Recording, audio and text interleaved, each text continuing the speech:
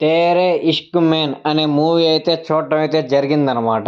ఈ మూవీ ఎప్పుడో హిందీలో రిలీజ్ అయ్యి చాలా మంచి హిట్ అయిపోయిందనమాట. కానీ మనమే ఎందుకో లవ్ స్టోరీ కదా! ధనుష్ గారు, కృతి సనన్ గారున్నారు. ఎందుకో హిందీ రోత కదా! మనం చూడలేమేమో అని చెప్పి చిన్న ఉద్దేశంతో అలా అయితే ఆపేట్టాననమాట. ఫైనల్‌గా అయితే ఇప్పుడే మూవీ అయితే చూడటం అయితే పూర్తి చేశాననమాట. మూవీ చూసాక అనిపించింది ఫస్ట్ నుంచి లాస్ట్ క్లైమాక్స్ వరకు అంత బాగా తీసావు మూవీని. అంత క్యూట్‌గా, అంత పొలైట్‌గా, అంత హంబుల్‌గా తీసావు మూవీని. చాలా చూడముచ్చటగా ఏసింది నాకైతే వాళ్ళిద్దరిని పేరు చూడడానికి. కానీ లాస్ట్‌లో ఎందుకో ఆ రక్తపాతం, ఆ గలీజ్ చేసి గత్తర గత్తర లేపామనిపించింది.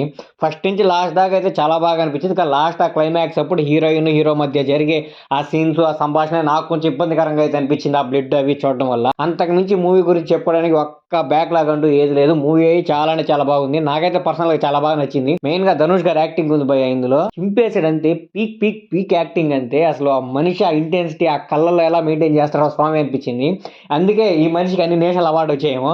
ఇంకో 2, 3 వచ్చినా కూడా ఈ మనిషికి నేషనల్ అవార్డ్ తక్కువేమో. యాక్టింగ్ అలా చేసాడనమాట. ఇక కృతి సనన్ గారైతే ఎంత క్యూట్‌గా కనపడ్డారో తెలుసా? చాలా అంటే చాలా క్యూట్‌గా కనపడ్డారు. నాకప్పుడు అర్థమైందనమాట. అప్పట్లో ఎందుకు బాలీవుడ్ హీరోయిన్‌ని అంత లేపేవాళ్ళని చెప్పి. అంటే బాలీవుడ్ హీరోయిన్స్ అంతా ఒక రకంగా చాలా బాగుంటారు. కొంచెం క్యూట్‌గా ఉంటారు. చూడబుద్ధి అవుతది. అలాగే ధనుష్ గారు కూడా ఇంకా చింపేసాడు యాక్టింగ్. మీరు ఒకసారి మూవీ చూడండి. ధనుష్ గారి యాక్టింగ్ ఏ లెవెల్‌లో ఉందో మీకే అర్థమవుద్దనమాట. మూవీ ప్లాట్ అయితే ఏమి లేదు. ఒక అమ్మాయి వల్ల ధనుష్ గారి జీవితం ఎలా మారింది? తలకిందులైందా? లేకపోతే బాగుపడిందా? లేకపోతే ఇంకేమన్నా అయిందా? అని మీరు తెలుసుకోవాలంటే మాత్రం ఈ మూవీ అయితే చూడాల్సిందే. మెయిన్‌గా మూవీ ప్లాట్ అయితే ఇదే. కానీ ఆ మూవీని తీసుకెళ్ళే విధానం ఉంటది చూసారా స్క్రీన్ ప్లే ఎక్కడా బోర్ కొట్టకుండా చాలా అంటే చాలా బాగా తీసుకెళ్ళాడు. అంటే రొటీన్ స్టోరీయే రొటీనే కాకపోతే నీకు చూపించే విధానం కొత్తగుందనమాట. మనందరికీ తెలుసు లాస్ట్‌కి ఆ హీరో ఏమవుతాడని తెలుసు. హీరోయిన్ ఏమవుతదని కూడా తెలుసు. కానీ దాన్ని నువ్వు ఎలా ప్రజెంట్ చేస్తున్నావు చాలా ఇంపార్టెంటు. ఈ మూవీని అయితే డైరెక్టర్ చాలా అంటే చాలా బాగా అయితే ప్రజెంట్ చేసాడు.